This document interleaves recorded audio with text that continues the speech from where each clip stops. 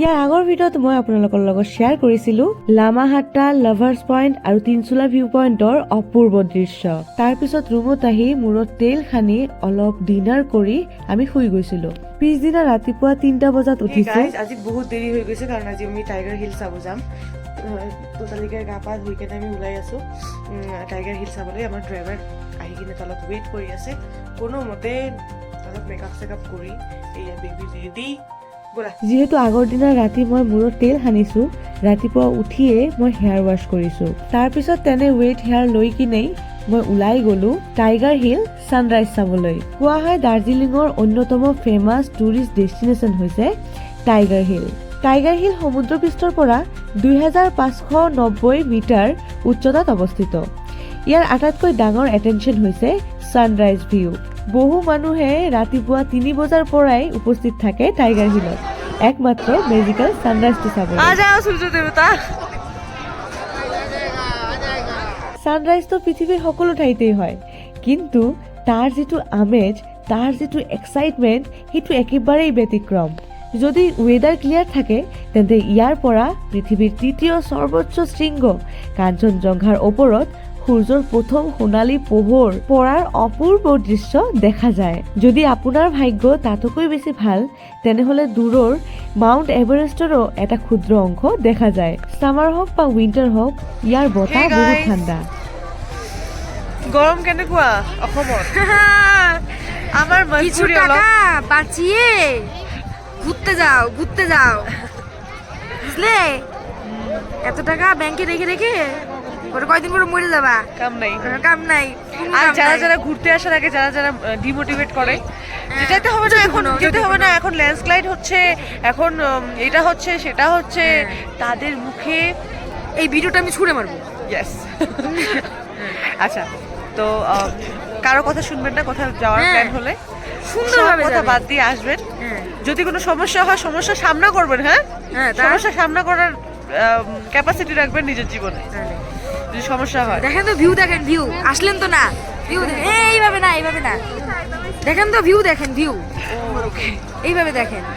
এই গরমের মধ্যে এইগুলোই ঠিক আছে। গাইস, আমাদের খুব মজবুরি এটা যে আমাদের এই গরমের মধ্যে সোয়েটার পরতে হচ্ছে। আমি জানি আপনারা অনেক মজা করছেন, এসির হাওয়া খাচ্ছেন, কোল্ড ড্রিঙ্কস খাচ্ছেন। আমরা এখানে ঘরে এসি নাই, ওই জন্য দার্জিলিং এসে পড়ছি।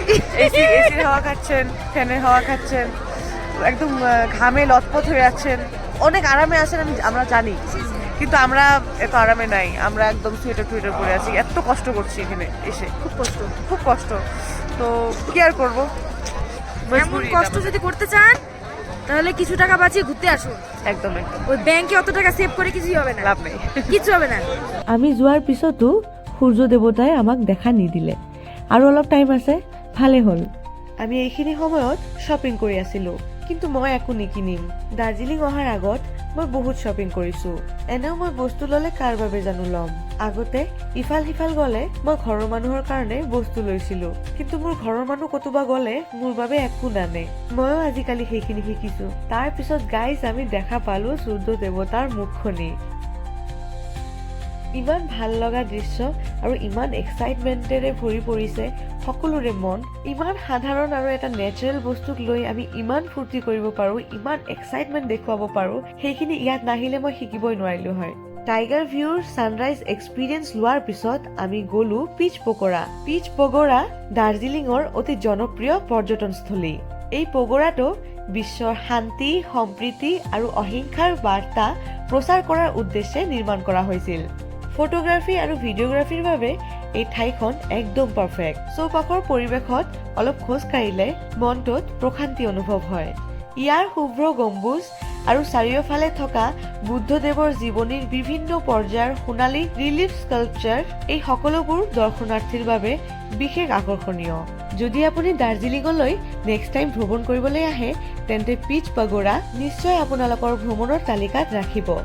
ইয়াত আহিলে কেৱল এটা সুন্দৰ স্মৃতিয়ে নহয়, মনত এক শান্তি আৰু ইতিবাচক অনুভূতি লৈ উভতি যাব পাৰিব। गाइस, अभी हम जस्ट देख के निकले हैं पिच पोखरा, जहाँ बहुत सारे फोटो लिया है, उसके बाद कुछ वीडियोस भी लिया है जो आप लोग देख लिया है। ये है पिच पोखरा के ऊपर का वो मंदिर, शायद मंदिर ही होगा। तो वहाँ अंदर हम नहीं गए क्योंकि हमको बहुत सारे स्पॉट देखना है। तो अभी हम शायद वो बातासिया लुप जाएंगे। तो वहाँ बहुत सारे क्लिप्स में हम आप लोगों को दिखाएंगे। तो चलिए आगे आगे देखिए होता है क्या। তো গাইজ ইয়াৰ পিছত আমি বাতাচিয়া লুপ গৈছিলোঁ। বাতাচিয়া লুপৰ দৃশ্য মই আন এটা ভিডিঅ'ত আপোনালোকৰ লগত শ্বেয়াৰ কৰিম। এই ভিডিঅ'টো গোটেইখিনি চোৱাৰ বাবে আপোনালোকক বহুত বহুত ধন্যবাদ। মই আকৌ আহিম নতুন নতুন ভিডিঅ' লৈ আপোনালোকৰ আগত। তেতিয়ালৈকে আপোনালোকে বহুত ভাল থাকিব আৰু মোক এনেই মৰম দি থাকিব। তো গাইজ আজিলৈ আহিছোঁ। Till then take care, bye বাই।